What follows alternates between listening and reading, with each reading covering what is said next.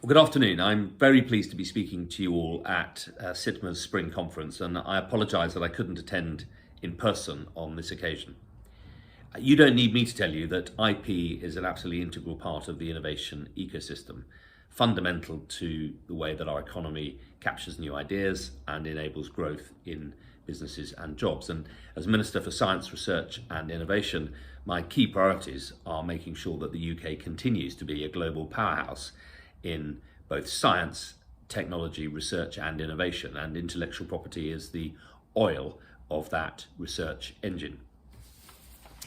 These are more than just words. As we saw during the pandemic, the UK is a powerhouse of both deep science and innovation, and you only have to look at the respect internationally in which we're held for having had the capacity to sequence the COVID genome first and then develop the vaccine first and then put together the world's biggest clinical trial, bigger than the next 10 in the world, in 3 months. That was the agility of the UK science and research ecosystem, demonstrating for all the world global benefit. And the pandemic also revealed the way in which embedding agility in our systems, changing the way we work, allowing parallel approvals process, innovation in the way we support science, technology, and innovation is as important as the discovery breakthroughs themselves. And we saw in many parts of the economy huge levels of innovation as a result of the pandemic, with brands such as clothing company Barbour in South Shields supplying gowns and other PPE items to the NHS, huge explosion of respiratory devices, testing, apps, a whole wave of innovation that came through the pandemic. Just as wars tend to drive innovation, so pandemics and emergencies do the same.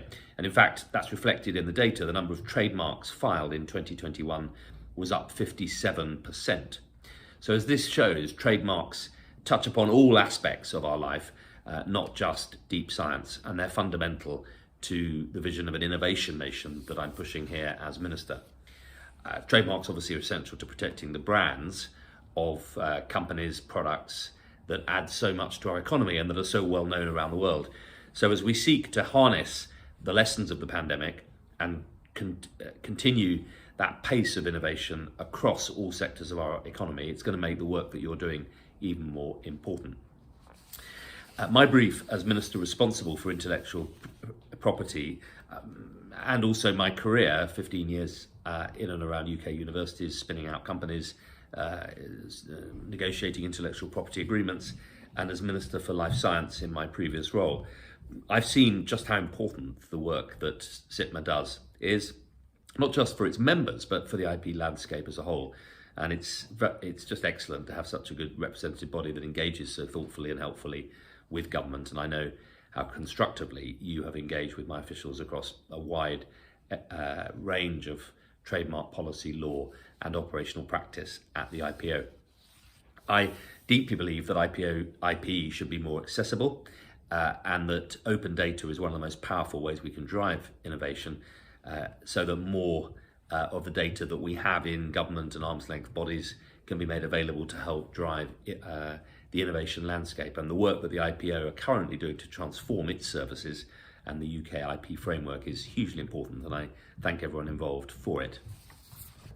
Whilst continuing on that theme, I'm pleased to announce today that the Intellectual Property Office will be making available £2.5 million in grants to SMEs through its IP Access Scheme, extending that scheme into the next year.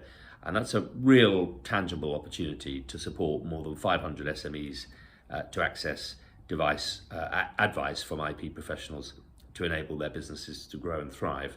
A great example of the way that enlightened government, relatively small amounts of money, can drive innovation all across the UK. I hope that you've had a really successful conference over the past 2 days, that you've been able to connect with colleagues, some of whom you may not have seen for the last 2 years. How good is it to be able to get back together? And I hope you also had a chance just to acknowledge and celebrate the great work that you're doing. The UK is an IP powerhouse globally, and that's not just in the generation of IP. We lead as well in the consultancy of IP, the legal framework, the ethics, the values behind global intellectual property. And as we face quite strong threats to research security internationally because of the very difficult situation around the world, that defence of our IP estate is an increasingly important strategic objective for the UK. So thank you for all that you're doing. I'm very proud to be your minister, and I look forward to meeting all of you that I haven't in the coming months.